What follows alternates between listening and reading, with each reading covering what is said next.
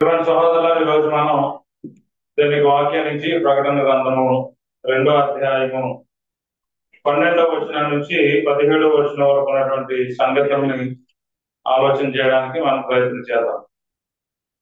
ఎందుకు మనం ఈ విషయాల్ని ఆలోచన చేయాలి అని అంటే యాక్చువల్గా యోహాను పద్మాసు దీపంలో పరవశుడిగా ఉన్నప్పుడు ఆత్మవశుడు అన్నాడు. ప్రభు దినాన్న యోహాను ఆత్మవశుడు. ప్రభు దినం అనగా ఆదివారం. ఇంగ్లీష్ బైబుల్ ఏమంటదంటే first day of the week అని ఉంటుంది. అంటే వారంలో మొదటి రోజు. ఆ వారంలో మొదటి రోజు ప్రభుదినం. ఆ ప్రభుదినాన ఆత్మవశుడు అయినప్పుడు గౌరవ ఒక స్వరము యోహాను గారితో మాట్లాడుతూ ఈ విషయాన్ని తెలియజేశాడు. ఆ విషయాలు ఎవరివి అంటే ప్రభువైన యేసుక్రీస్తు వారు మాట్లాడుతున్న సంగతులు. ప్రభువైన యేసుక్రీస్తు వారు మాట్లాడుతున్న సంగతులు ఏవైనాయి అంటే 1వ అధ్యాయం 11వ వచనాన్ని మనం చదువుదాం. 1వ అధ్యాయం యోహాను రాసిన ప్రకటన గ్రంథం 1వ అధ్యాయం చదువుతాం. నేనే చదువుతున్నాను. చూడండి, ఇక్కడ ఏమని తెలియజేస్తానంటే ప్రభు దినమందు ఆత్మవశుడే ఉండగా ఘోరధ్వని వంటి గొప్ప స్వరము యోహానుతో మాట్లాడుతూ ఏం చెప్తున్నట, నీవు చూచుచున్నది పుస్తకంలో రాసి Ephesus, Smyrna, Pergamum, Thyatira, Sardis, Philadelphia, లవోదికీయను 7 సంఘములకు పంపమని చెప్పుడు నా వెనక వెంటనే అని చెప్పాడు. యోహానుకి ఆయన తెలియజేసిన సంగతి. ఇక్కడ మనం 7 సంఘాలకు వచ్చినటువంటి సంగతులు వింటూ ఉన్నాము. ఆ 7 సంఘాలలో ఒక సంఘం మూడోది, అది మనం ఈరోజు తెలుసుకుంటాం. యాక్చువల్గా మొదటి సంఘం ఏమో ఎఫెసులో ఉన్న సంఘం, రెండోది స్మరణలో ఉన్నటువంటి సంఘం, మూడోది పెర్గేములో ఉన్నటువంటి సంఘం. సో పెర్గేములో ఉన్నటువంటి సంఘాన్ని గురించి ప్రభువైన యేసుక్రీస్తు వారు ఏం తెలియజేస్తున్నారో మనకు తెలియాలి.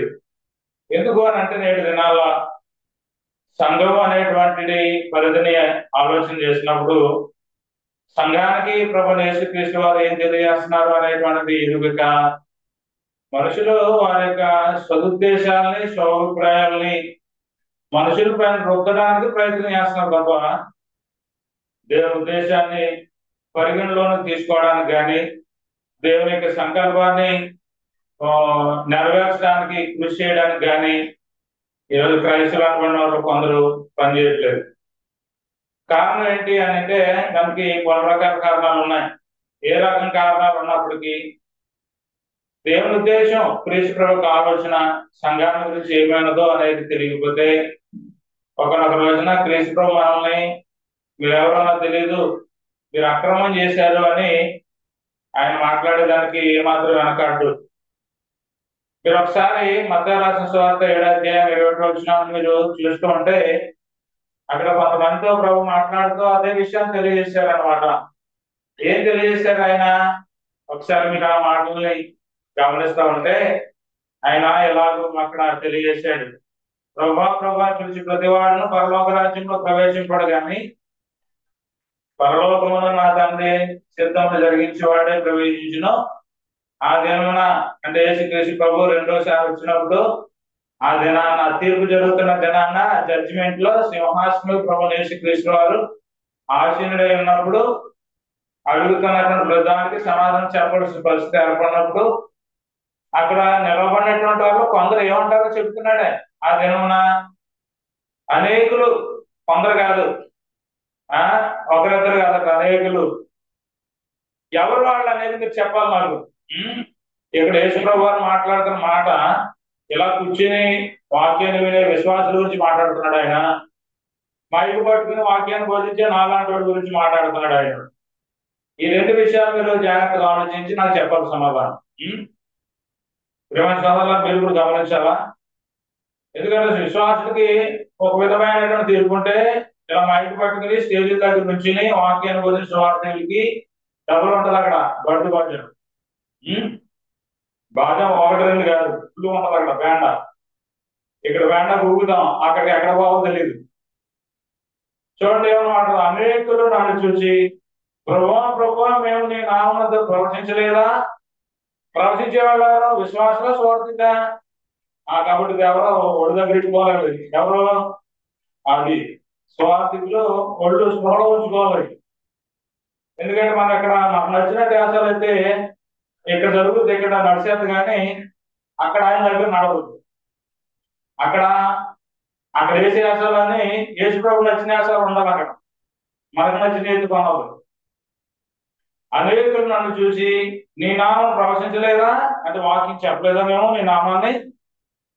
తర్వాత నీ నామం దెయ్యాలు కలగొట్టలేదా అంటే చాలా మంది ఏం చేస్తున్నారు, ఇదిగో దెయ్యాలు పోతే మీరు ప్రార్థన రండి అంటున్నారు. అంటే దెయ్యాలు పోగొట్టి అంత గొప్ప మొగోళ్ళు ఉన్నారు ఈ లోకంలో, వాళ్ళు కొట్టుకుని అర్థమవుతుంది దెయ్యం అంటే. ఈరోజు చాలా మంది బైబిల్ చేత పట్టుకుని అమాయకులైనటువంటి విశ్వాసాన్ని ఎలా మోసం చేస్తున్నారంటే, ఇదిగో ఇక్కడ రండి, ఇక్కడ ప్రభు ఉన్నాడు, ఇక్కడ రండి స్వస్థ జరుగుద్ది, అక్కడ రండి అద్భుతం జరుగుద్ది అని అమాయకమైన విశ్వాసుల్ని మనసుల్ని పాడు చేసి వాళ్ళు విశ్వాసంలో స్టెబిలిటీ లేకుండా చేసేస్తున్నారు, స్థిరత్వం లేకుండా చేసేస్తున్నారు.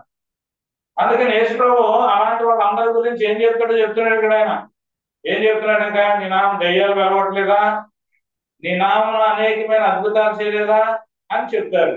ఎవరికి ఎవరికి పెద్దవారి నుంచి వచ్చి ఇక్కడ కిషోర్ గారికి చిట్టుబాబుకి చెప్పాను అన్నమాట. అరగట అంటారు ఇద్దరు. పెద్దవారి నుంచి వచ్చి కిషోర్ గారికి చిట్టుబాబుకి ఏదో ఖర్చు చెప్పాను అనుకోండి ఇలా అంటారు. ఎందుకంటే మొత్తం మీద ఏమనంటే పాపం చిట్టుబాబు అనే ఫీల్ అవుతుంది, ఎందుకు వచ్చిందే కాసేపు ఇంటైతే వదిలిపోలేదని ఇక్కడ ఇద్దరు బతుకుతారు. కానీ యేసుప్రభు భరించేవాడు కాదు, అర్థమవుతుందా? ఆయన భరించుడు, ఆయన ఎండ మనం చెప్పే ఏ కదా ఆయన ఎండు. అందుకని ఆయన అన్నాడు, అనేకులు నన్ను చూసి నేను ప్రవచించలేదా, అద్భుతాలు చేయలేదా, సూచక్రియలు చేయలేదా అని చెప్తారు నాతోటి మీరు అంటున్నాడు.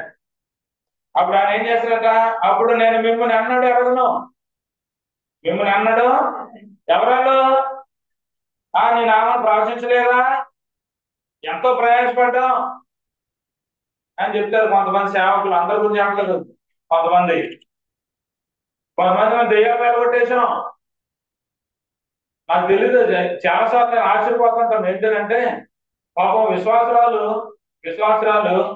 ఇంటి దగ్గర చక్కగా శుభ్రం చేసుకుని స్నానం చేసి తలార మంచి బొట్టు బట్టలు కట్టుకుని బైబిల్ పట్టుకుని వాటర్ బాటిల్ పట్టుకుని తైలం బుట్టు కట్టుకుని బ్యాగ్లో పెట్టుకుని చక్కగా అటు ఎక్కి వెళ్ళిపోతారు ప్రాంత స్థలానికి. అసలు ఏమి ప్రాబ్లం ఉండదు వాళ్ళకి.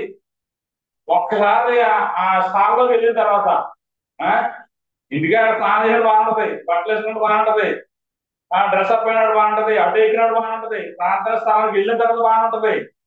ఆ స్థానంలోకి వెళ్ళి కూర్చుండదు అంతే. ఆ స్థానంలోకి వెళ్ళి కూర్చుండదు ఆవిడ. కూర్చున్నాడు వచ్చేది దయ్యం. గర్భవతం బాగుంది, మీరు ఎప్పుడైనా అలా అన్నారా?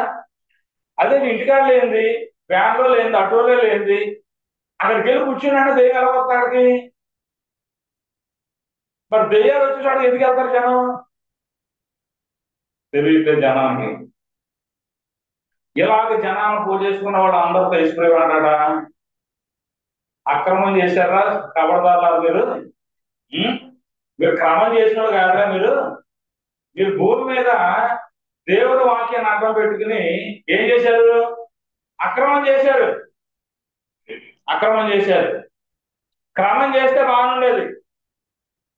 స్వార్థికులైన వారు, పాస్టర్స్ అనేవాళ్ళు క్రమంగా కనుక దేవుడు వాక్యం చెప్తే, ఆల్ఫబెటిక్ ఆర్డర్లో వాక్యం చెప్తే, సందర్భానుసారంగా వాక్యం చెప్తే విశ్వాసం ఆత్మీయతలు పెరుగుదురు, ఒకే విశ్వాసంలో పెరుగుదురు. కానీ బోధించేవారు క్రమంగా బోధించట్లేదు, అక్రమంగా బోధించారు. అలాగే అక్రమంగా బోధించే వాళ్ళందరితో ఏం చెప్తారట ఆయన, అక్రమం చేయవాళ్ళారా నా దగ్గర నుంచి మీరు వెళ్ళిపోండి. యేసుప్రభు దగ్గర చూడలేదు. అక్రమం చేసేవారికి, అక్రమమైన బోధలు చేసేవారికి, అబద్ధ బోధలు చేసేవారికి యేసుప్రభు దగ్గర చూడలేదు. ఇక్కడ ఎర్లీ మార్నింగ్ లాగొచ్చు, రకరకాల కోటాలు పెట్టచ్చు, రకరకాల కార్యక్రమాలు చేయొచ్చు, నువ్వేగానే చెయ్యి. నువ్వు చేసే ఏ కార్యక్రమైనా వాక్య సంబంధమైన ప్రామాణికంగా ఉన్న గ్రంథంలో ఉన్నటువంటి విషయాలకు అనుగుణంగా ఉండాలి. బైబిల్ గ్రంథంలో అనుగుణంగా, బైబిల్ గ్రంథంలో చెప్పినటువంటి వాటికి అనుకూలంగా ఉంటేనే నువ్వు క్రమం చేసినట్టు. ఇందులో లేనిది నువ్వేం చేసినా అక్రమం చేసినట్టు. అలాంటి అక్రమం చేసినటువంటి వారందరికీ ఆయన ఏం చెప్తున్నాడు అంటే, నా దగ్గర నుంచి చదవకండి, నా దగ్గర మీకు చోటు లేదు.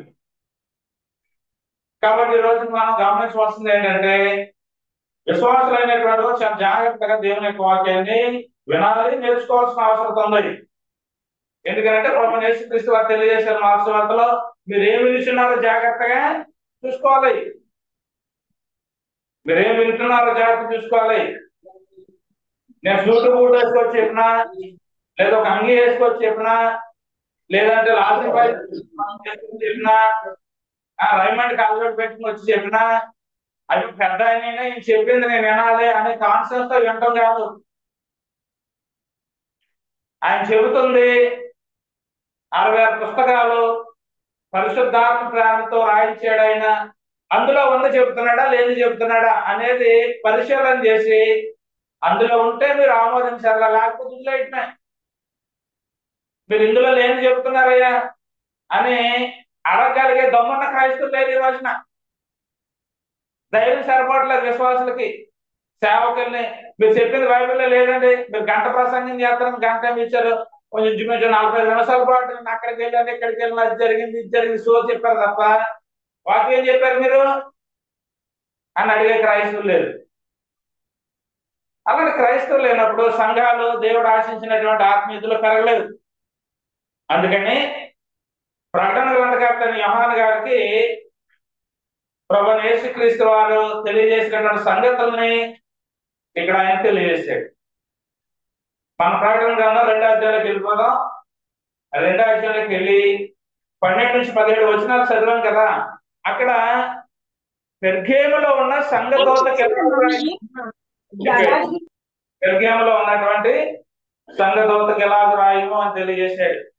ఏం తెలియజేస్తున్నాడు అక్కడ అనేది మనం జాగ్రత్తగా ఆలోచన చేసి, పెర్గేములో ఉన్న సంఘానికి ప్రభువైన యేసుక్రీస్తు వారు ఏం తెలియజేస్తున్నారు, నేడున్న మన సంఘం ఎలా ఉంది, ఆ సంఘంలోని విశ్వాసులు ఎలా ఉంటున్నారు అనేది తెలుసుకోవాలి ప్రియమైన దేవుని పిల్లలారా. ఎందుకంటే ఆసియాలో ఉన్నటువంటి 7 సంఘాలకి రాసి పంపించు అని యోహాను గారు తెలియజేశారు. ఇప్పుడు ఆయన రాసి పంపించిన మాటల్లో కొన్ని మాటలు మనం చదువుతున్నాం. ఈ చదువుతున్నప్పుడు ఇది పెర్గేములో ఉన్న సంఘాన్ని గురించి రాశాడు. దేవుని సంఘం ఎలా ఉంది, ఆ సంఘంలోని విశ్వాసులు ఎలా ఉన్నారు అనేది తెలుసుకోవాలి. తెలుసుకుని ఒకవేళ ఏదైనా లోపాలు ఉంటే మారు మనసు పొందే అవకాశం ఇచ్చాడు, సరి చేసుకునే అవకాశం ఇచ్చాడు. సరి చేసుకుని మారు మనసు పొంది దేవుని వాక్యానికి అనుగుణంగా మనం జీవించినట్లయితే ఆయన మనకు ఒక మంచి బహుమానం అనుగ్రహించినవి ఉన్నారు. అది తెలియజేస్తున్నారు ఆయన. పెర్గేములో ఉన్నటువంటి సంఘదూతకి ఎలా వ్రాయమో, వాడి అయినా 2 అంచులు గల ఖడ్గము గలవాడు చెప్పి సంగతి లేవనగా, సాతాను సింహాసనమున స్థలములో నీవు కాపురం ఉన్నావని నేను ఎరుగుతున్నావు. ప్రభువైన యేసుక్రీస్తు వారు మాట్లాడిన మాట ఇది. పెర్గేములో ఉన్న సంఘం అట ఎక్కడుందట, అది సాతాను కాపురం ఉన్న స్థలంలో ఉందట. పెర్గేములో ఉన్నటువంటి క్రీస్తు ప్రభు యొక్క సంఘం. లోదరణ సంఘం కాదు, పెంతెకోస్తు సంఘం కాదు, బైబిల్ ప్రశ్నార్థకం కాదు. ఏం సంఘం అది అని అంటే, క్రీస్తు తన స్వరక్తం ఇచ్చి సంపాదించిన క్రీస్తు యొక్క సంఘం. ఆసియా అనే మైనర్ లో ఉన్నది. ఆసియా అనేది చిన్న మైనర్ అనమాట, దాని మైనర్ అని పిలుస్తారు. అందులో ఉంది పెర్గేము యొక్క సంఘం. ఆ పెర్గేములో ఉన్నటువంటి క్రీస్తు ప్రభు యొక్క సంఘము ఎలాంటి పరిస్థితులు ఉన్నటువంటి ప్లేస్ లో ఉన్నానంటే, సాతాను కాపురం ఉన్నటువంటి స్థలములు ఉన్నట. ఎంత ధైర్యం! సాతాను కాపురం ఉన్న స్థలంలో క్రీస్తు ప్రభు సంఘం ఉండటం ఎంత ధైర్యం కలిగి ఉండాలి వాళ్ళు. అదేంటి, సాతాను కాపురం ఉన్నటువంటి స్థలంలో క్రీస్తు ప్రభు సంఘం ఉండడానికి అంత ధైర్యం కావాలా? ధైర్యం కావాలి. పేతురు రాసిన మొదటి పత్రికలో మీరు చూస్తే, పేతురు రాసినటువంటి మొదటి పత్రిక మీరు గమనించినప్పుడు 5వ అధ్యాయంలో సాతాను కాపురం ఉన్న స్థలంలో ప్రభు సంఘం ఉండాలంటే చాలా ధైర్యం ఉండాలి ప్రభు సంఘానికి. ఎందుకంత ధైర్యం అవసరం అంటే చెబుతున్నాడు చూడండి. 5వ అధ్యాయంలో సాతాను ఎలా అంటాడో. 5వ అధ్యాయము 8వ వచనం, నిబ్బరమైన బుద్ధి గలవారే మెలకువగా ఉండండి. క్రైస్తవులు చెబుతున్నాడు ఆయన. ఏమనట? నిబ్బరమైన బుద్ధి గలవారే మెలకువగుండుడి, మీ విరోధి అయిన అపవాది గర్జించు సింహం వలె ఎవరిని మృంగుదనా అని వెతుకుతూ తిరుగుతున్నాడు. ఫారెస్ట్ లో, ఎక్కడ? ఫారెస్ట్, అడవి. అడవిలో చిరుతపులే జాడలు కనిపిస్తుంటాయి, దాని అడుగులు, దాని గోర్లు, అది నడిచి వెళ్ళినటువంటి సింబల్స్ పడతాయంట కింద. ఆ ఫారెస్ట్ డిపార్ట్మెంట్ వాళ్ళు అలాగ కనుక తిరుగుతూ ఉంటే దాని అడుగులు కనపడినప్పుడు చాలా అలర్ట్ అవుతారు వాళ్ళు. అలర్ట్ అవుతారు, ఎందుకంటే ఫారెస్ట్ లో సింహం తిరుగుతూ ఉన్నప్పుడు ఒంటరిగా కనుక వెళ్తే అది మోటేసుకుని పొంచి ఉంటది పక్కనే, మనకు తెలియదు. ఒకవేళ ఫారెస్ట్ లో తిరిగేటువంటి వాళ్ళలో ఎవరైనా అప్రమత్తంగా, అజాగ్రత్తగా, నిర్లక్ష్యంగా, సేఫ్టీ లేకుండా కనుక ఒంటరిగా కనుక వెళితే ఆడైనట్టే. ఇంకా ఆ రోజు దానికి కడుపు ఉండింది. దేనికి? ఆ సింహానికి. అపవాదిని ఇక్కడ దేంతో పోలుస్తున్నాడు పరిశుద్ధాత్ముడు అంటే? మీ విరోధి. మీ విరోధి. మీ అంటే ఎవరు ఇక్కడ? యాజ్ ఎ క్రిస్టియన్, క్రైస్తవుడికి విరోధి. వాడు క్రైస్తవుడికి విరోధి అవడానికి అంటే ముందు క్రీస్తు ప్రభుకి విరోధి. క్రైస్తవుడికి విరోధి అవడం కంటే ముందు ఎవరికి విరోధి అయ్యాడు?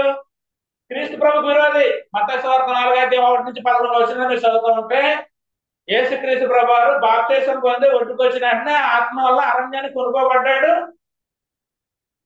యేసుక్రీస్తు ప్రభు 40 రోజులు సాధన చేయడు శోధకుడు.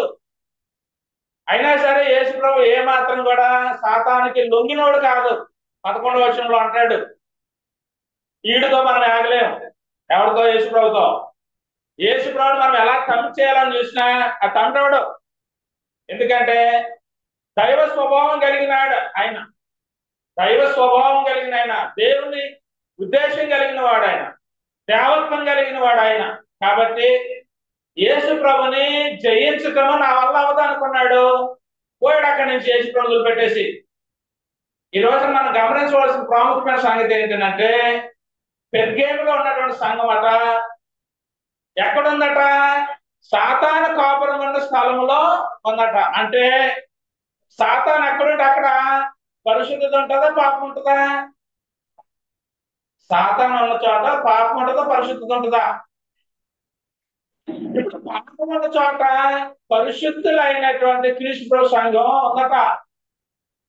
వీళ్ళకి ఎంత గుండు కావాలి, వీళ్ళకి ఎంత కలేజీ కావాలి వీళ్ళకి? పాపం ఉన్న చోట పరిశుద్ధులైన సంఘం ఉందట. లోకంలో సామెత ఉంది ఏంటంటే, 6 నెలలు సహవాసం చేస్తే ఈడు ఆడైపోతాడట. ఎందుకు? ఈడెవడు ఆడేవాడు. 6 నెలలు సహవాసం చేస్తే ఈడు ఆడు అవుతాడట. ఎవడు? ఈడెవడో ఆడేవాడు. నీతిమంతుడు పాప అయిపోతాడా, పాప నీతిమంతుడు అవుతాడా? 6 నెలలు సహవాసం చేస్తే ఆడు ఈడైపోతాడట. ఏంటి? ఈడు ఆడాడంటే ఆడు ఈడు ఆడండి. ఎవడెవడా మారుతాడు? పరిశుద్ధుడు పాపిలాగా మారతాడా, పాపి పరిశుద్ధులాగా మారతాడా సహవాసం చేస్తే?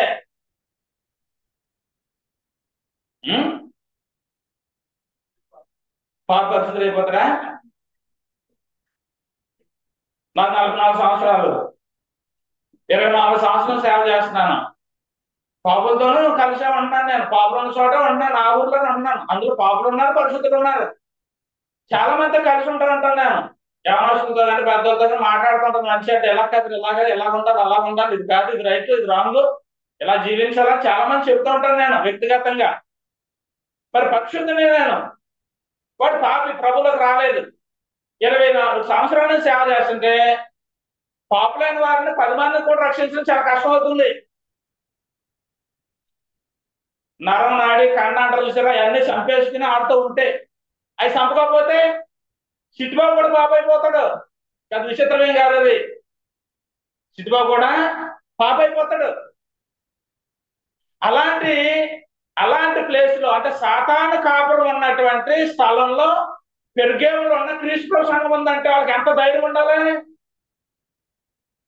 ఎవరికి? క్రీస్తు సంఘానికి, పరిశుద్ధులు. క్రీస్తు సంఘం అంటే పరిశుద్ధులు. 1 కొరింథీ 1:2 చెప్పాడు, కొరింథీలో సంఘం నాకు అనగా క్రీస్తు చేసినంత పరిశుద్ధపరచబడిన వారే పరిశుద్ధులుగా ఉండడానికి పిలువబడ్డారు వాళ్ళు. సంఘం అని అంటే పరిశుద్ధులుగా ఉండడానికి పిలువబడ్డారు. పరిశుద్ధులుగా ఉండడానికి పిలువబడి పరిశుద్ధులుగా జీవిస్తున్నటువంటి పెర్గేము సంఘం ఎక్కడదట? సాతాను కాపురం ఉన్న స్థలంలో ఉన్నావు అని చెప్పి కొంచెం ముందుకు వెళ్ళి ఆ వచనాన్ని పూర్తి చేద్దాం. అక్కడ అయితే మొత్తం పోతుంది. చూడండి 12వ వచనం. పెర్గేములో సంఘదూతకి ఎలాగ రాయము, వాడి అయిన రెండంచులుగా ఖడ్గంగా చెప్పు సంగతులు ఏమనగా, సాతాను సింహాసనం అన్న స్థలంలో నీవు కాపురం అన్నావు, నేను ఎరుగుదును. నేను ఎరుగుదురు అన్నది ఎవరు? మరి ఏం చేస్తాడు ఆయన? అయ్యయ్యో నా పిల్లలు పాప స్థితిని వదిలిపెట్టి పరిశుద్ధ స్థితిలోకి వచ్చారు, పరిశుద్ధులుగా జీవించాలని కంకణం కట్టుకున్నారు, తాయిటి కట్టుకున్నట్టుగా. ఏం కట్టుకున్నట్టు? ఈరోజు క్రైస్తవులు అనబడినటువంటి వారిలో తాయితలు కట్టుకునే క్రైస్తవులు లేరా?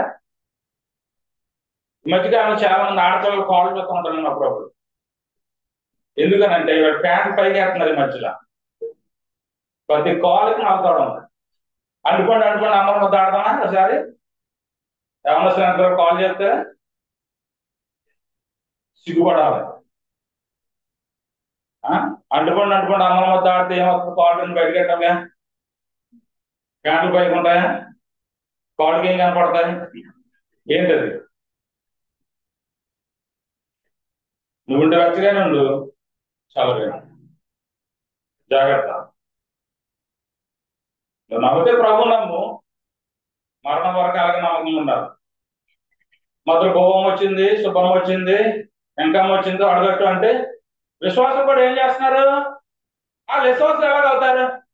కాదు, ఎవరో ఒక భౌతిక సంబంధమైనటువంటి లోక సంబంధం వ్యక్తి వచ్చి జ్వరం వచ్చింది తగ్గట్లేదు తోట కట్టండి కట్టేసిన వ్యక్తులకు విశ్వాసం ఎలా అవుతారు? క్రైస్తవులు ఎలా అవుతారు? వాళ్ళు విశ్వాసం కాదు, క్రైస్తవులు కాదు వాళ్ళు అసలు. అదేంటండి అలాగంటే నేను బాప్తీసం ఉన్నా, బాప్తీసం పొందే ఉపకారం ఏంటి? నువ్వు డిఫెండ్ అవ్వాల్సింది ఎవరి మీద? మరి ఆయన మీద ఆధారపడ్డావా? మావో కుటుంబం ఎక్కడ బతికింది?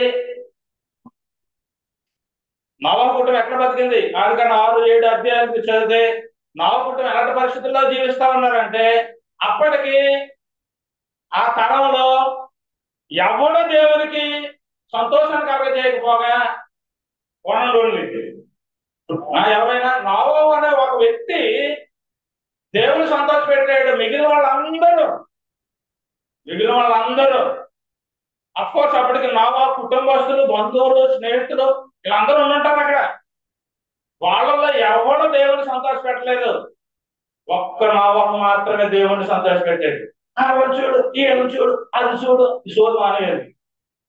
వాళ్ళ వల్ల మీకు ఏమి ఆత్మ సంబంధం దేవుని రావు. నీవు నీ కుటుంబం దేవుడు స్పిరిచువల్ గా ఎదుగుతున్నావు లేదా? ఈ లోకాన్ని విడిచిపెట్టేసిన తర్వాత పరమాత్మ తండ్రితో, ప్రభు యేసుక్రీస్తుతో, పరిశుద్ధాత్మతో, పరిశుద్ధులతో, దేవతలతో ఉంటాము అని కాన్ఫిడెన్స్ తో ఈ భూమి మీద బతకాలి. అన్ని చంపేసుకోవాలి. మనిషిగా పుట్టినాడు మహాత్ముడు అయినా మా తగ్గిపోవాలట, తీసుకుపోవాలి. సీకుడు కట్టుకున్న పొల్లంత కూడా. ఇజ్రాయిల్ నీ కాళ్ళ మంది ఎంతో మంది చనిపోయారు. నా కాళ్ళ మంది నా అన్నీ చనిపోయాడు, అది మొలకడ తీసేశారు. మా డాడీ చనిపోయాడు, ఆయన మొలకడ తీసాడు. మా అమ్మ చనిపోయాడు, ముక్కుపడతో సహా తీసేశారు. అంటే వెళ్ళేటప్పుడు పోయేటప్పుడు ఎక్కడి నుంచి చిన్న అనా పైస కూడా పట్టుకెళ్ళవు. కానీ దానికోసం నీకు ఎంతో తపన, తాపత్రయం. ఆ తపనతో, ఆ తాపత్రయంతో ఫిజికల్ గా, మెంటల్ గా చాలా డిసప్పాయింట్ అయిపోయి ఆ హ్యాపీనెస్ అనేది, ఆ సంతోషం అనే దాన్ని ప్రభు పిల్లలు కూడా కోల్పోతున్నారని అంటే సాతాను ఎంత బలంగా పనిచేస్తున్నారు చూడండి. ఎంత బలంగా పనిచేస్తున్నారు చూడండి. సహోదరు యాగ భరించండి, ఎంత బలంగా పనిచేస్తున్నారు చూడండి. అంటే అపవాదికి, సాతానికి ఏ ఫ్యామిలీస్ కావాలనంటే దేవుల్లో స్పిరిచువల్ గా ఎదగాలి. మేము దేవుని స్వభావాన్ని తెచ్చుకోవాలి. ఒక రోజు నీ దేహాన్ని విడిచిపెట్టేస్తాం. నేను, నా భార్య, నా కొడుకు, నా కూతురు, మేమందరం కలిసి ఆ పరమ తండ్రి సిద్ధపాటు చేసిన స్థలంలోకి వెళ్ళాలి. ఇక్కడ నేను ఏదైతే కలిగి ఉన్నానో అది ఇతరులకి సహాయం చేద్దాం, హెల్ప్ చేద్దాం అనే కాన్షియస్ తో బ్రతికేటువంటి పరిస్థితి నుంచి మనల్ని తప్పించేస్తున్నాడు ఎవరు? సాతాను. అందుకని యేసు ప్రభు చెప్తున్నాడు అన్నమాట పెరుగేమ సంఘాల గురించి, సాతాను కాపురమైన స్థలంలో నీ ఉన్నావని నేను ఎరుగుదును. మరి ఎరిగినోడు ఏం చేయాలి? ఎరిగిన వాడు ఏం చేయాలండి? తప్పించాలి కదా, తప్పించలేదా? తప్పించాలి. మరి తప్పించకపోగా ఏం చేస్తున్నాడు చూడండి, ఏం చేస్తున్నాడు చూడండి. ఆయన నా యందు మరియు సాతాను కాపురమైన ఆ స్థలంలో, పెరుగేమ సంఘం సాతాను కాపురమైన ఆ స్థలంలో నా యందు విశ్వాసి అయ్యుండి నన్ను గూర్చి సాక్షి అయిన అంతిపా అనువాడు మీ మధ్యను చంపబడిన దినములలో,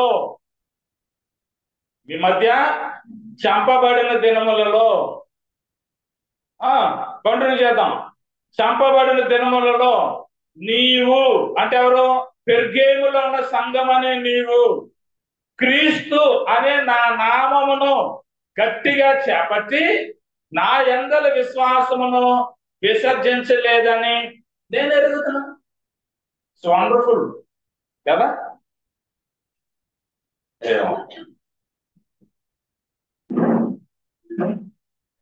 ఎలాంటి మెప్పు, ఎలాంటి అభినందన, ఎలాంటి గౌరవం, ఎలాంటి పొగడ్త ప్రభువైన యేసుక్రీస్తు వారు పెర్గేమ సంఘాన్ని గురించి మాట్లాడుతున్నారు. అది మెప్ప, అది పొగడతానా? వాళ్ళని అప్రిషియేట్ చేయడమేనా? ఏమని అప్రిషియేట్ చేశాడు, ఏమని అభినందించాడు పెర్గేమ సంఘాన్ని? సాతాను కాపురమైన స్థలంలో నువ్వు ఉన్నావని నాకు తెలుసు. అలాంటి సమయంలో అంతిపయ అనేవాడు విశ్వాసి ప్రభువైన యేసుక్రీస్తుని గురించి విజ్ఞాసిస్తున్నాడు. అక్కడ యేసుక్రీస్తుని గురించి సాక్ష్యం ఇస్తున్నాడు. అక్కడ యేసుక్రీస్తుని గురించి సాక్ష్యం ఇస్తున్నటువంటి విశ్వాస అయినటువంటి అంతిపయ అనువాడుని చంపేశారు.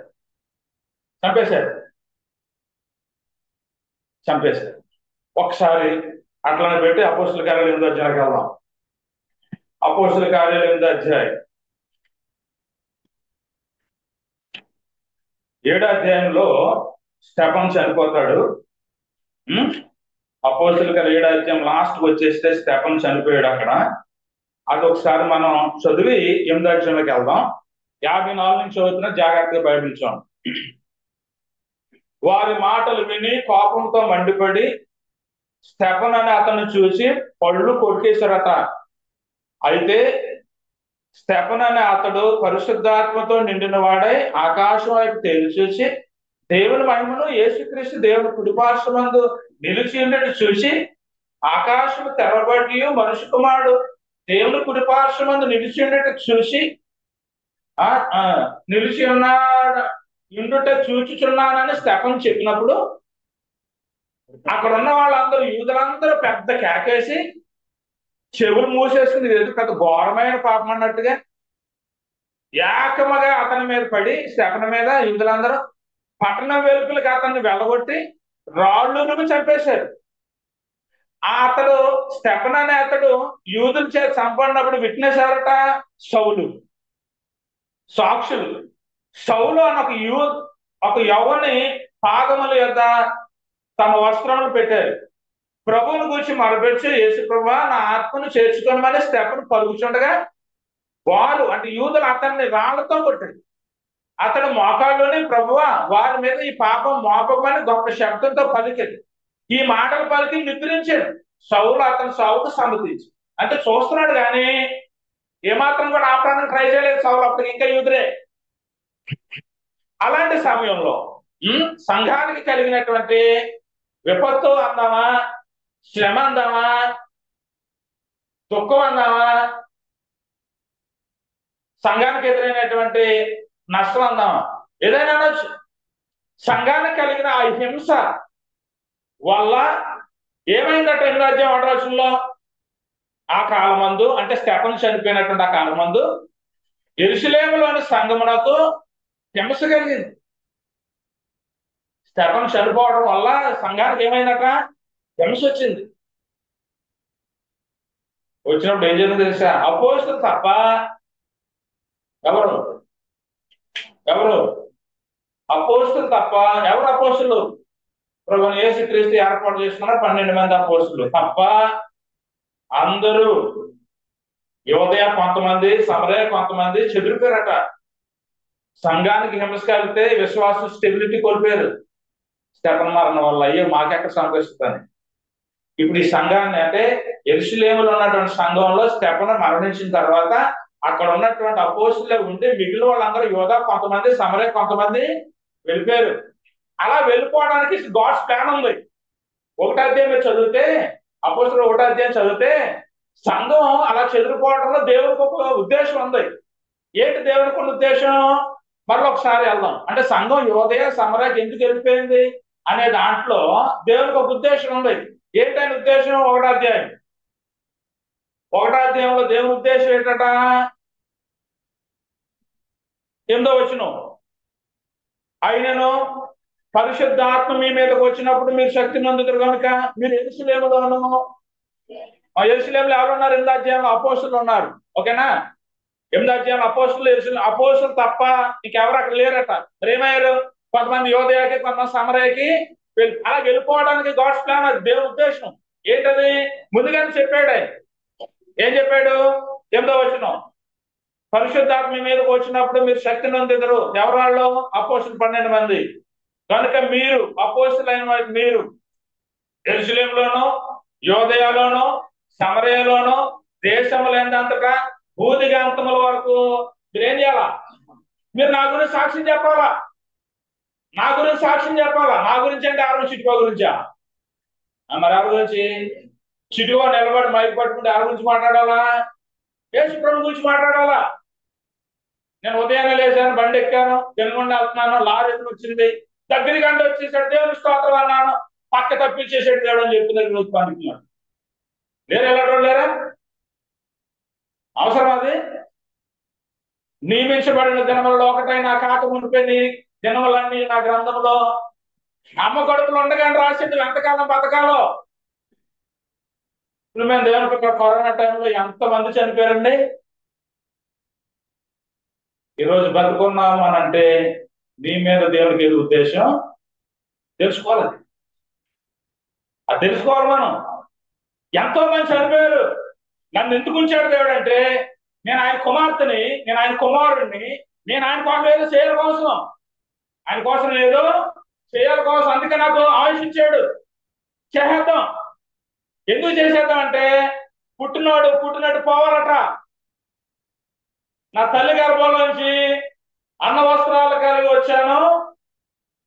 రాలదలగా మరి ఎలా వచ్చాడు? దిగంబరికి వచ్చాను. మరలా దిగంబరిగా అక్కడికి. మరి మధ్యలో ఎందుకు మనకి ఇవన్నీ? ఇవన్నీ ఈ భూమి మీద దేవుడు ఇచ్చిన ఆయుష్ను అనుభవించడానికి మనకు కావాల్సింది. అవి మన మధ్య ఎలాంటి ప్రాబ్లమ్స్ ని క్రియేట్ చేయకూడదు. ఈ రోజున పెర్గేము సంఘాల గురించి మనం ఆలోచన చేస్తే ఈ విషయాలను ఎందుకు వింటున్నాం చూడండి. ఈ రోజున మనము గమనించినట్లయితే సాతాను కాపురం ఉన్న స్థలంలో ఉన్నటువంటి పెర్గేము సంఘాల గురించి ప్రభువైన యేసుక్రీస్తు వారు ఎలాంటి అభినందనలు చెప్తున్నాడు సరే. ఇదిగో అంతిపై వాడు చనిపోయాడు, కానీ మీలో ఎవరు మీ విశ్వాసాన్ని విసర్జించలేదని నేను ఎరుగుతున్నాను. గ్రేట్ అన్నమాట విట్నెస్ అన్నమాట. దేవలో ఉన్న క్రీస్తు ప్రభు సంఘాన్ని గురించి ఆ విట్నెస్ ఇవ్వగలగాల. పెద్దగారు ఉన్న క్రీస్తు ప్రభు సంఘాన్ని గురించి ఆ విట్నెస్ ఇవ్వాలా. కవిట నుంచి వచ్చారు మహోదరు, కవిటమేనా? అక్కడ క్రీస్తు ప్రభు సంఘాన్ని గురించి ఆ విట్నెస్ ఇవ్వాలి. అక్కడ సామ్రాజ్యం నుంచి వచ్చిన సంఘానికి ఆ విట్నెస్ ఉండాలా. నీ మధ్యనే నీతో కలిసి ఉన్న విశ్వాసి చనిపోయినా సరే ఎంతో భక్తిగా ఉండేది, దేవుడు ఆయన కాపాడలేదు, ఇంకెందుకు నేను వెళ్తా చర్చికి అంటాడు సాతాను వచ్చి. అయినా సరే నువ్వు ఎలా ఉండాలి తెలుసా? స్టాండర్డ్గా ఉండాలి. అక్కడ దేవుడు తన భార్యతో మాట్లాడుతున్నాడు కదా, దేవుని చేత మేలును అనుభవించేటువంటి మనము కీడును అనుభవించగదా అని మాట్లాడాడు. ఎప్పుడు హ్యాపీనెస్ ఉంటుంది అనుకుంటున్నా ఫ్యామిలీస్ లో? లేదు. సుఖం దుఃఖాలు రెండేళ్ళు పడినట సంవత్సరం అనేది. సుఖం ఉంటది, అట్ ద సేమ్ టైం దుఃఖం ఉంటుంది, దుఃఖం ఉంటది, అట్ ద సేమ్ టైం సుఖం ఉంటది. ఈ రెండింటిని బ్యాలెన్స్ చేసి వెళ్ళిపోవాలి, బ్యాలెన్స్ చేసుకోవాలి. పెర్గేములో ఉన్న సంఘాల గురించి అభినందనలు, పొగడ్తలు, మెప్పు ఇచ్చేటైనా అక్కడ. ఒకసారి మాట్లాడుకోదాం కాబట్టి అంతే. ప్రకటన 2వ అధ్యాయం అక్కడ గమనించినప్పుడు అదే విషయాలను అక్కడ ఆయన తెలియజేశారనమాట. విశ్వాసమైనటువంటి అంతిపై అనే వ్యక్తి చనిపోయినప్పుడు ఉన్నటువంటి సంఘం అట ప్రభువైన యేసుక్రీస్తు మీద వారుకున్న విశ్వాసాన్ని ఏం చేయదట, వదలలేదు అని ఎరుగుదనట ప్రభువైన యేసుక్రీస్తు. ఎంత గొప్ప సంగతి అది. యేసుక్రీస్తు ప్రభు పెళ్లి కుమారుడై రాబోతున్నాడు. సంఘం తన పెళ్లి కుమార్తెను తీసుకుపోవడానికి. నువ్వు సంఘం అనేటువంటి పెళ్లి కుమార్తెలో వన్ ఆఫ్ ద పార్ట్, నేను వన్ ఆఫ్ ద పార్ట్, మనం ఒక్కొక్క భాగం. ప్రభు శరీరంలో బలహీనులైన వాళ్ళు ఉంటారు, బలవంతులైన వాళ్ళు ఉంటారు. బలవంతులైన వాళ్ళు బలహీనులైన వారిని తమతో పాటు తీసుకెళ్ళడానికి ఎప్పుడు ప్రయత్నం చేస్తా ఉన్నప్పుడు కొన్ని ఇబ్బందులు ఏర్పడుతూ ఉంటాయి. భరిద్దాం. మీరు ఆ పైన చదివితే, స్వర్ణాలు ఉన్న సంఘాన్ని గురించి చదివితే అక్కడ ఒక మాట చెప్తాను, చదువుతాను చూడండి. నీ శ్రమను నేను ఎరుగుతాను అంటాడు 9వ వచనంలో. 9వ వచనంలో స్వర్ణాలు ఉన్న సంఘం గురించి మాట్లాడితే ఏమంటే, నీ శ్రమను, నీ దరిద్రతను నేను ఎరుగుదును. శ్రమను ఎరుగుదును అన్నాడు కదా. శ్రమను ఎరిగినటువంటి ప్రభువైన యేసుక్రీస్తు శ్రమను తీసేస్తానన్నాడా, మరణం వరకు నమ్మకం అన్నాడు కిందకని చదివితే. చూసారా, మీరు గమనించారా? నీ శ్రమను ఎరుగుదని అన్నాడు 9వ వచనంలో. కింద కొండ వచ్చేటాడు 10వ వచనం అంటాడు, ఇదిగో మీరు శోధింపడినట్లు అపవాది మీలో కొందరిని చెరలో వేయబోతున్నాడు, 10 దినములు శ్రమ కలుగును, మరణం వరకు నమ్మకం ఉండు. మీకు శ్రమ కలుగుతుందని తెలుసు నాకు. అయ్యో నా కుమారుడా, నా కుమార్తె, మీ కుటుంబంలో శ్రమ వచ్చిందా, మీరు ప్రార్థన చేయడం ఆకరించే శ్రమను తీసేస్తాను అంటున్నాడు ఆయన. మరి 7 వారాలు రండి అన్ని పోతాయి ఏంటంటే,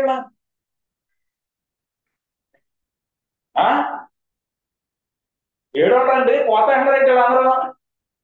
స్మరణలో ఉన్నటువంటి సంఘాన్ని అప్లై చేశాడు.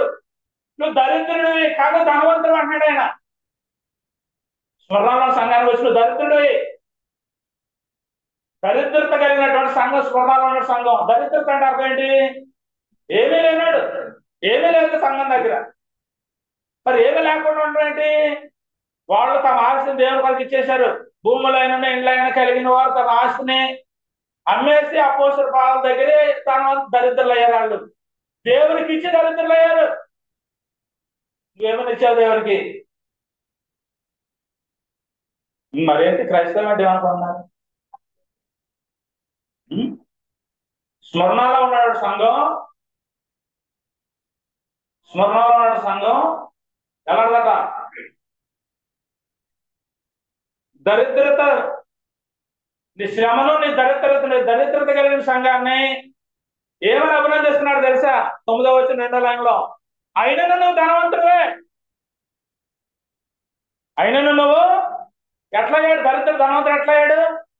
ఒకనొక సందర్భంలో ప్రభువైన యేసుక్రీస్తు వారు కానుకల పెట్ట దగ్గర కూర్చుని అందరూ అటుకొచ్చి కానుకల పెట్టలో డబ్బులు వేస్తా ఉన్నారు.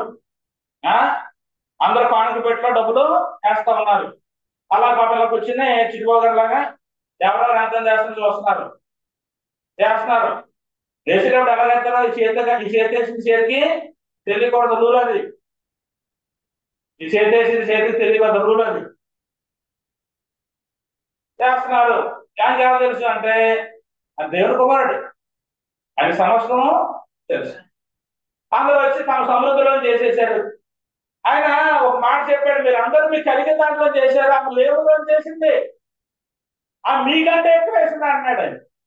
అంటే దరిద్రాలే, కానీ ఆమెను ప్రపంచానికి ఎలా చూపించాడంటే ఆవిడ ధనవంతురాలని చూపించాడు. మరి మీరు నేను ఏం చేస్తున్నా? మనకున్నది ఏమైనా దేవుని కొరకు ఖర్చు పెడుతున్నావా? మనకున్న దేవుని కోసం. అదే అక్కడ పరలోకంలో ధనం ఉంటది.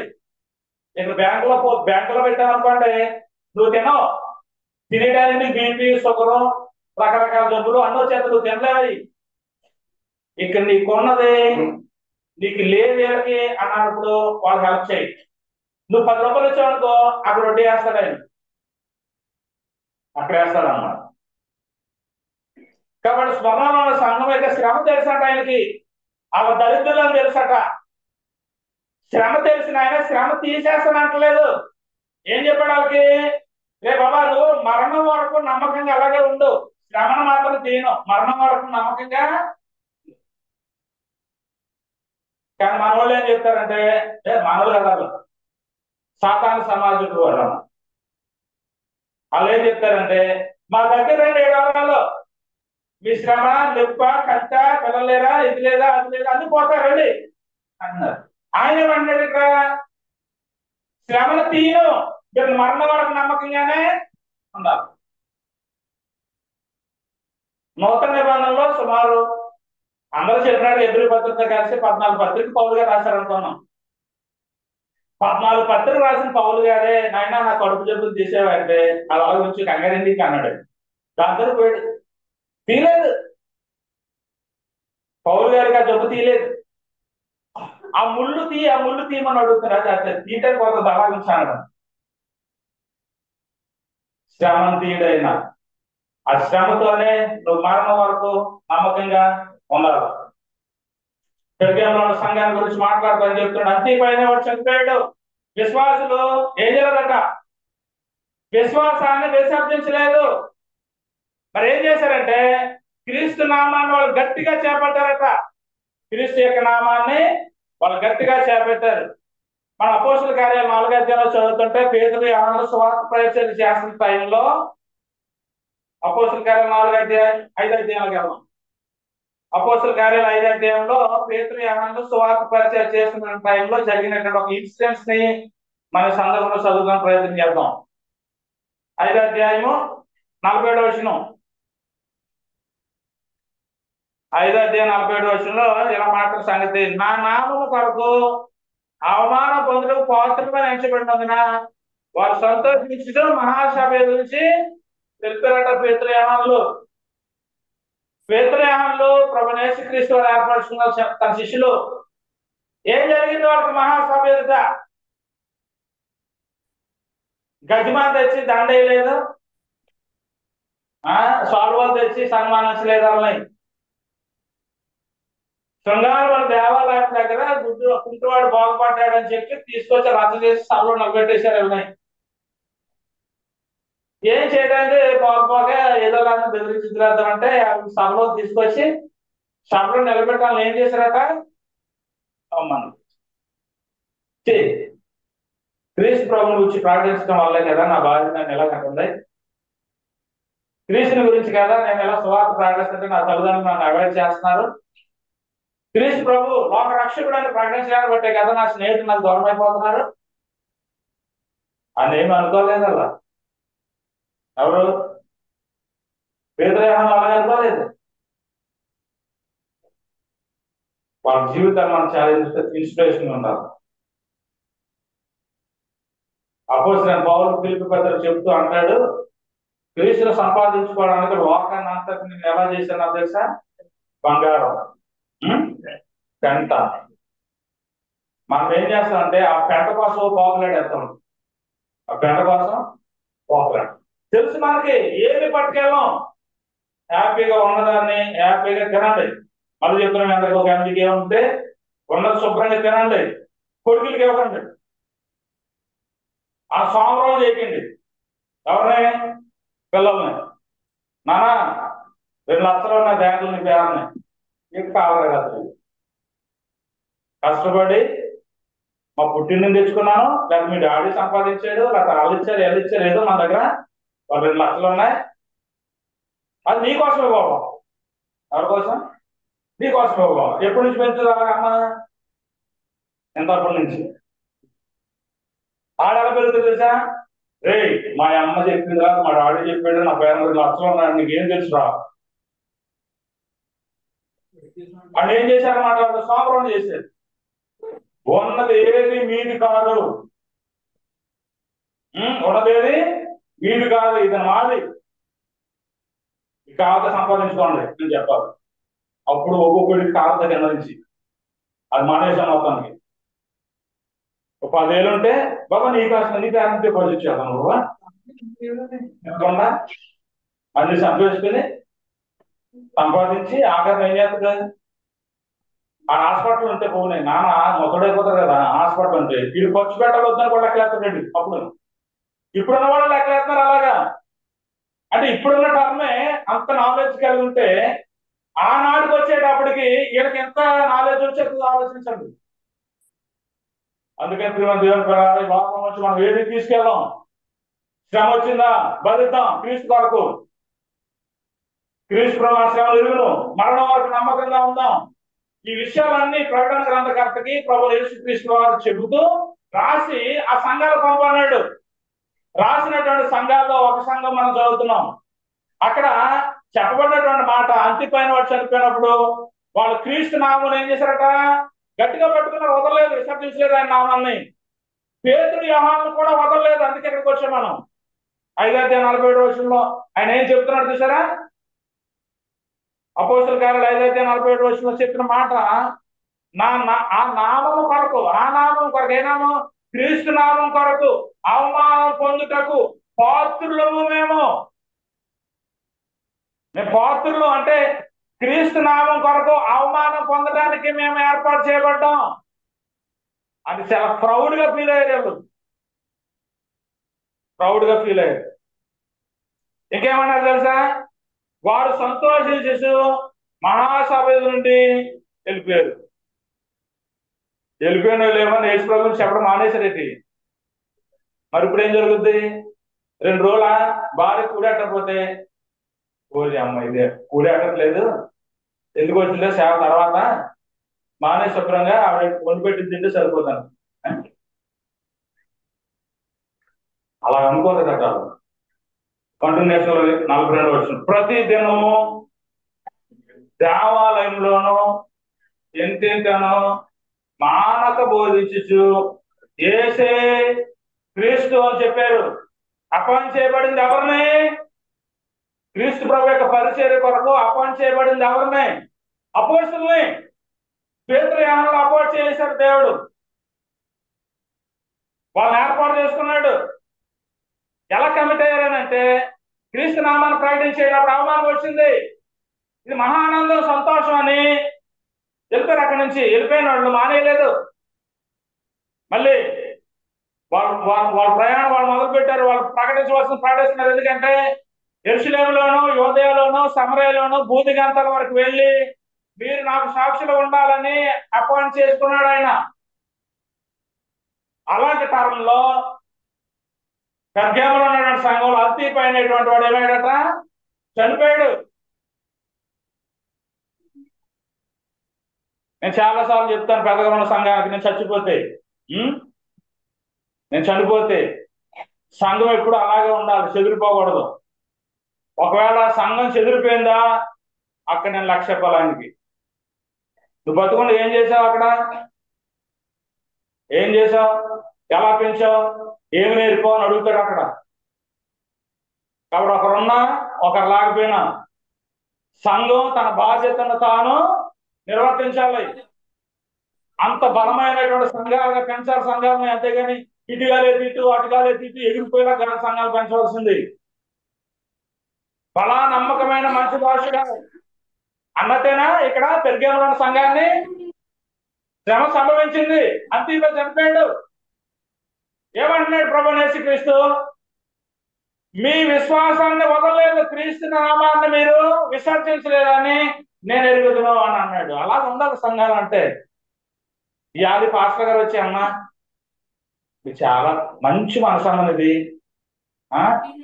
ఎప్పుడు ఒక 500 కానుకిస్తే, ఒక ఇవ్వకపోతే అంతే. ఈ డబ్బుల కోసం సేవ, డబ్బుల కోసం సేవ చేయకూడదు. నువ్వు ఎవరు సేవ చేస్తున్నావు, మనిషి సేవ, దేవుడి సేవ. మరి జీతం ఎవరు ఇవ్వాలా, మరి ఆయన ఇవ్వాలా. మరి 500 ఇస్తే పోడు, 100 ఇస్తే తుత్తు అంటే ఎలా కుదురుతుంది, అడుగుతాడు లెక్కైనా. విశ్వాసుల్ని ఆత్మీయతలో పెంచాలి సంఘాన్ని. లేదా విశ్వాసం ఆత్మీయతలో పెంచాలి సువార్థికుడు. అతను స్టెబిలిటీగా ఉండాలి, అతను స్థిరంగా ఉంటూ సంఘాన్ని కూడా స్థిరంగా ఉంచేలాగా కృషి చేయాలి. అప్పుడు సంఘానికి ఏమొస్తుందంటే మెప్పు, ప్రౌఢ వస్తుంది, ఘనత, గౌరవం వస్తుంది. అలాంటి గౌరవం, ఘనత ఎవరికి వచ్చిందని అంటే పెరిగేమన్న సంఘానికి వచ్చింది. ఆ తర్వాత ఒక విషయాన్ని చెప్తున్నాడు ఆయన, ఏమనంటే మళ్ళీ అక్కడికి వెళ్దాం. నేను మీతో పాటు బైబిల్ అడ్డు కూర్చున్నాను కదా, మరి నేను కూడా అక్కడికి వెళ్ళాలి.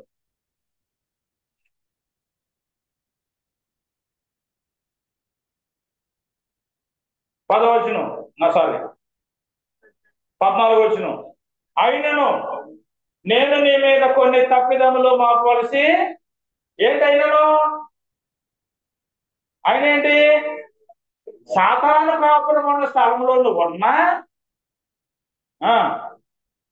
నువ్వున్నా అంతిపై అనేవాడు చనిపోయినప్పుడు క్రీస్తు నామాన్ని మాత్రం వదలకుండా విశ్వాసాన్ని కాపాడుకున్నాం అని వాళ్ళని అభినందిస్తున్నప్పటికి కూడా, పొగుడుతున్నప్పటికి కూడా, మంచి పని చేసినప్పటికి కూడా 14 వచ్చేటాడికి వాళ్ళతో ఏం చెప్తున్నాడు తెలుసా?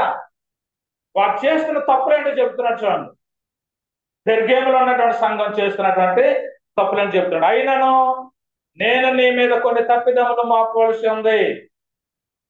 అంత చక్కగా పొగిడి సంఘాన్ని, పెర్గేము సంఘాన్ని, అంత మంచి క్వాలిఫికేషన్స్, అంత మంచి అర్హతలు ఉన్నటువంటి సంఘాన్ని ఆయన అభినందిస్తూనే వాళ్ళు చేస్తున్న తప్పేంటో కూడా వాళ్ళకి చెప్పి, ఏంటి వాళ్ళు చేస్తుంటాం. అయినను నేను నీ మీద కొన్ని తప్పిదములు, ఒకటి కాదు, రెండు కాదు, కొన్ని. మీరు తూతేరాలో ఉన్న సంఘాల గురించి చదివితే ఇంటికి తర్వాత తప్పు ఒకటి మాట్లాడుతున్నారు, ఒక తప్పుల గురించి మాట్లాడు. ఏంటో తప్పు అంటే, మొదట నీకుండిన ప్రేమను వదిలేశారు. పిల్లలు, దేవుని పిల్లలు గమనించాలి. 2 అధ్యాయం 3 అధ్యాయం చదివితే మన పర్సనల్ లైఫ్ అనేది ఎలా ఉందో అర్థం ముందు పెట్టి చూపించినట్టు చూపిస్తుంది. ఎఫెసీలో ఉన్న సంఘాల గురించి మాట్లాడుతూ వాళ్ళ మీద తప్పు ఒకటి మోపవలసి ఉందని చెప్పి ఏమని చెప్తారు తెలుసా? తొలి ప్రేమను వదిలేసావు, మొదట నీకుండిన ప్రేమను వదిలేసావు. ఏమొచ్చిన రోగం? పెళ్లి రోజుని, ఆ పెళ్లి అయిపోయిన తర్వాత first night, second, third, fourth, 1 month 30 days ఒకరినొకరు హ్యాపీగా చూసుకుంటూ చక్కగా ఉంటారు. తొలి ప్రేమ. లైఫ్ ట్రావెల్ అయిపోద్ది, ట్రావెల్ అయిపోద్ది, ట్రావెల్ అయిపోద్ది, ఆ ప్రేమ పోతుంది. ఆ ప్రేమ పోయింది, భార్య భర్తలు ఇసరే కాదా? ఎందుకు పోయింది ఆ ప్రేమ? ఆ ప్రేమ పోవడం కారణం ఏంటి? ఎప్పుడు ఆలోచించారు? నేను నా భర్త బిఫోర్ ఎలా ఉన్నా, ఇప్పుడు ఎలా ఉన్నా, ప్రజెంట్ ఎలా ఉన్నా, బిఫోర్ ఎలా ఉన్నా, ప్రజెంట్ ఎలా ఉన్నా, నా పెళ్ళైన కొత్తలు ఎలా ఉన్నా నేను నా భర్త, మా పిల్లలు పుట్టిన చిన్నతనంలో ఎలా ఉన్నా, ఇప్పుడు ఎలా ఉన్నాం, ఎప్పుడైనా వెరిఫికేషన్ చేసుకున్నాను? ఎప్పుడైనా ఒకవేళ చెక్ చేసుకుంటే ఆ ప్రేమలు ఇప్పుడు ఎందుకు లేదు? అవి లేకపోవడానికి కారణాలు ఏంటి? ఓహో, ఇవన్నీ రావటం వల్ల ఆ ప్రేమలు పోయినాయి. కాబట్టి ఇవన్నీ ఏం చేయాలా? తీసేయాలి. అది అనవసరమే. ఎందుకంటే ఎఫెసీ సంఘాన్ని అదే చెప్పాడు, మొదట నీకున్న ప్రేమను వదిలేసావు. నీకు ఎన్నుంటే ఉపకారం ఏంటి? అబ్రాహం అనలేదా, నాకు ఎన్నుంటే ఉపకారం ఏంటయ్యా, వారసులు లేదు నాకు, ఏం చేసుకుంది అంతా అన్నాడు. మనకు ఎన్నుంటే ఏంటి? ఆ తొలి ప్రేమ లేనప్పుడు, ఆ మొదటి ప్రేమ లేనప్పుడు. అది ఎఫెసీ సంఘానికి ఇచ్చినటువంటి ఆ సంఘం మీద కోపంతో. పెర్గేము సంఘం గురించి ఏమంటాడు? 14 కొన్ని తప్పిదాలు, అక్కడ ఒకటి కాదు, అక్కడ ఒకటే. ఇక్కడ కొన్ని అన్నాడు. ఏంటంటే చదివేసి ముగిద్దాం. అవి ఏమేంటట? అదేమనగా విగ్రహములకు బలి ఇచ్చిన వాడిని తిన్నట్లును, జారత్వం చేయనట్లును, ఇశ్రాయేలుకు ఉరువట్టమని బాలాకు నేర్పిన బిలాము బోధను అనుసరించి వారు నీలో, ఎక్కడ నీలో అంటే పెర్గేము సంఘంలో. కాబట్టి వాళ్ళని తీసేది ఇమీడియట్గా సంఘంలోంచి, అవి తీసేయాలి. అవి మిస్టేక్స్, అవి ప్రాబ్లమ్స్, తప్పులు. అవి యేసు ప్రభువు తప్పులు అన్నాడు. నెంబర్ 1 ఏంటంటే అది విగ్రహములకు బలిచ్చిన వాడిని తినడం తప్పు. రైట్. దానికోసం నువ్వు బాధేసుకున్నారు, ఎందుకు బాధకు నాకు అర్థం కాదు. ప్రభువు యేసుక్రీస్తు వారు ఏం మాట్లాడారు? అది రైట్ అంటే తప్పు అని అంటాడు ఆయన అక్కడ. నేను చెప్పుకోగలను, గ్రంథ బాగా ఆలోచించాలి. విగ్రహాలకి బలిచ్చిన వాడు తినవచ్చు తినకూడదు, పెద్ద డిబేట్ ఇది. పరిశుద్ధాత్ముడు యోహాను గారి ద్వారా యేసు ప్రభు పలికిన మాటని ఏమని చెప్పాడు అక్కడ? నీ మీద కొన్ని తప్పిదాలు మోపాలి. తప్పిదాలు మోపుతున్నాడు. నెంబర్ 1 తప్పేంటి? విగ్రహానికి బలిచ్చిందాన్ని తిన్నట్లుగా ప్రేరేపించేవాడు పెరిగే సంఘంలో ఉన్నారు. అది తప్పు అన్నాడు. తినవచ్చునా కూడా తినకూడదు అన్నాడు. మరి ఇక్కడ ఏంటిది? మనస్సాక్షిని బట్టి తినవచ్చా? ఇట్స్ రాంగ్ ఇంటర్ప్రిటేషన్ కదా. నువ్వు జ్ఞానం ఉన్నా, నువ్వు బలహీనమైనా సరే నువ్వు తినకూడదు అంతే. నువ్వు ఒకసారి విగ్రహాలకు బలిచ్చిందని తింటే ప్రభు బలలో చేయడం కలుగుతుంది కాదు. మీరు ప్రభు పాత్రలోనిది దెయ్యముల పాత్ర నుంచి పాల్పొంద నేరని చెప్పేశాడు కొరింథీ పత్రిక 8వ అధ్యాయంలో. అక్కడి నుంచి మనకి ఇష్టమైన అక్కడ తీసుకుని మిగిలిన వదిలేయకూడదు. ఆ కాంటాక్ట్స్ అంతా మనం చదవాలి.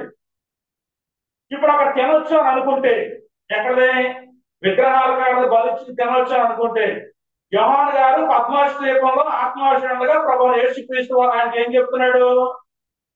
పెరిగే సంఘానికి వచ్చి మీ మీద కొన్ని తప్పిదాలు మోపాల్సి ఉందని చెప్పి నెంబర్ 1 తప్పేం చెప్పాడు అక్కడ? తప్ప రైటా? విగ్రహాలకు బలిచ్చింది తినటం తప్ప రైటా? రైట్ అనుకుంటే ఇక్కడ యేసు చెప్పిన తప్పు. రైట్. కాబట్టి క్రైస్తవులు విగ్రహాలకి బలిచ్చిన వాడిని తినకూడదు. తినొచ్చు అనేవాడు సోషల్ అంటే ఆ లోకం పరిధిలో, ఆ సామాజిక పరిధిలో అక్కడ కొన్ని ప్రాబ్లమ్స్ మనకు అనవసరం. అలా అక్కడ ఉండేటువంటి కమ్యూనల్ ప్రాబ్లం ఏదైనా ఉండొచ్చు. కానీ గ్రంథం దగ్గరికి వచ్చేటికి క్లియర్గా మాట్లాడగలగాలి. పెర్గేము సంఘాన్ని గురించి మాట్లాడుతూ తప్పు మోపాలంటున్నాడు. దేని గురించి? విగ్రహములకు బలిచ్చిన వాటిని తిననట్లును, జారత్వం చేయనట్లును, ఇశ్రాయేలీలకు ఉరివట్టమని బాలాకుకు నేర్పిన బిలాము బోధన అనుసరించి వారు మీలో ఇవన్నీ తప్పు అన్నాడు. నువ్వు ఒప్పంటే కుదురుతుంది. అందుకనే యెషయా ప్రవక్త ఏం చెప్తాడంటే, యెహోవా వాక్యము కొంత అచ్చట కొంత ఇచ్చట ఉందరా, మీరు జాగ్రత్త ఒళ్ళు దగ్గర ఎట్టిన వాక్యం నేర్చుకోండి. నువ్వు ఇక్కడ అట్టుకుని ఏలాడు అనుకో, దానికి సంబంధించింది ఇంకో దిక్కు ఉంటుంది. ఇవన్నీ టోటల్ గా తీసుకుని ఒక పజిల్ గా నువ్వేం చేయాలి? సుడోగా చేసా పేపర్లో వస్తుంది లాస్ట్ లో. అది నా వల్ల అవుతుంది. నేను దాన్ని సెర్చ్ చేయలేను. నా సుడోగా క్యూబ్ ఉంటుంది కదా, పిల్లల దగ్గర ఉంటుంది క్యూబ్. ఎంతమంది చేయగలరు దాన్ని? క్యూబ్ని ఎవరు 4 కలర్స్ 4 ఒకే కలర్ వచ్చేలాగా ఎవరైనా ఉన్నారని చేసేవాళ్ళు? కానీ రేర్గా ఉంటారు పిల్లలు. క్యూబ్ని విత్ ఇన్ సెకండ్స్ లో టప్ మార్చేస్తారు, మళ్ళీ అన్నీ పెట్టేస్తారు. దేవుని వాక్యం ఒక పజిల్ లాంటిది. దాన్ని కరెక్ట్ గా నువ్వు అమర్చకపోతే ఎక్కడో చోట ఫెయిల్ అయిపోతావు. పెర్గేము సంఘం మీద మోపబడిన తప్పు అది. తప్పు చేసినాడు పరలోకం వెళ్తాడా? కొంత పాపం చేసిన వెళ్తాడేమో. 2 పర్యాయ పదాలు. తప్పు పాపం 2 పర్యాయ పదాలు. కాబట్టి నెంబర్ 1 తప్పు ఏంటంటే విగ్రహాలకు బలిచ్చిన వాటిని తిన్నట్లు పెర్గేము సంఘంలో మోటివేషన్ ఇచ్చేవాళ్ళు ఉన్నారు, జాగ్రత్తం చేసేవాళ్ళు ఉన్నారు. పెర్గేము సంఘంలో జాగ్రత్తం అంటే పెళ్లికి ముందు అక్రమ సంబంధాలు కలిగి ఉండేవాళ్ళు. వ్యభిచారం అని అంటే పెళ్లి అయిపోయిన తర్వాత అక్రమ సంబంధాలు ఏర్పాటు చేసుకునేవాళ్ళు వ్యభిచారులు అన్నాడు. అది తప్పే. మూడోది ఏంటంటే ఇశ్రాయేలీలకు ఉరి పట్టమని శపించమని. ఇశ్రాయేలీల్ని శపించు, వాళ్ళని పాడు చేయి అని ఎవరట? బాలాకుకి బిలాము ఒక బోధ నేర్పడాడు. అది తప్పది. సాక్షాత్తు సర్వోన్నతులైన దేవుని దగ్గర నుంచి సరాసరి వాక్యం ప్రభు యేసుక్రీస్తు రూపంలో భూమి మీదకి వచ్చింది. ఇక్కడికి వచ్చిన తర్వాత యేసుక్రీస్తు ప్రభు ఏమి బోధించారో అదే తప్ప ఏ బోధ చేసినా అది ఈ బోధ, తప్పుడు బోధ. కాబట్టి ప్రియమైన దేవుని పిల్లలారా, మనం సంఘముగా కూడినప్పుడు ఎలాంటి పరిస్థితులు కలిగి ఉంటున్నాం, మనం ఉండేటువంటి స్థానిక సంఘాలు ఎలా ఉన్నాయి, యేసు ప్రభు వచ్చినప్పుడు పొగుడుతాడా, తప్పులు మొక్కుతాడా, ఎలా ఉన్నాయి సంఘాలు, ఏ ఎండకాగోడు పెట్టే సంఘాలు ఉన్నాయా ఆలోచించుకుని సంఘాలు దేవుడు ఆశించినటువంటి స్థాయిలో పరిశుద్ధత కలిగి నీతిగా యథార్థంగా భక్తిగా బ్రతికితే ఆయన మెచ్చుకుంటాడు మనం. అలాగే 7 సంఘాల గురించి అయినా ఈ 2వ అధ్యాయంలో రాశాడు. పెర్గేము సంఘము క్రీస్తు ప్రభు చేత అభినందించబడింది, మెచ్చుకోబడింది. అలాంటి సంఘంలో కూడా ఆయన ఏం చేశాడు, తప్పులు చూశాడు. మరి మన సంఘాల తప్పులు ఉన్నాయో లేదో చూసుకోవాలి, మెప్పులు ఏమన్నాయో చూసుకోవాలి. ఓకే, మెప్పు ఉంది, రైట్, ఓకే, మంచిది. ఇది ఎలాంటి తప్పులు ఉన్నాయి, దీన్ని మనం సరి చేసుకోవాలి. సంఘం అంతా కూర్చుని ఇది ఎలాంటి తప్పులు ఉన్నాయి సరి చేసుకోవాలి. అలా సరి చేసుకుని క్రీస్తు ప్రభు వచ్చేటప్పటికి మత్స డాగు కళంతం లేకుండా ఆయన దగ్గర నిలబడగలిగేటట్టుగా ఉండాలి. అది మన పని. అలాంటి అవకాశం దేవుడు మనకు అనుగ్రహించాలని, ఈ లోకంలో మనకు ఎన్ని పనులు ఉన్నా దేవుని పని మాత్రం విడిచిపెట్టకుండా ఏదున్నా సరే దేవుని తర్వాతే అనేటువంటి ఆలోచన కలిగి మనం జీవిద్దాం, ఇతరులు జీవించేలాగినా చేద్దాం. ఆసక్తిగా ఎంతవరకు దేవుని వాక్యం మీకు మా వందనాలు తెలియజేసి మాటలు ముగిస్తున్నాను. దేవుడు తన మాటలని మనందరి వెనుకల్లో పలుపు చేయగాక. సహోదరులందరూ పొందడం.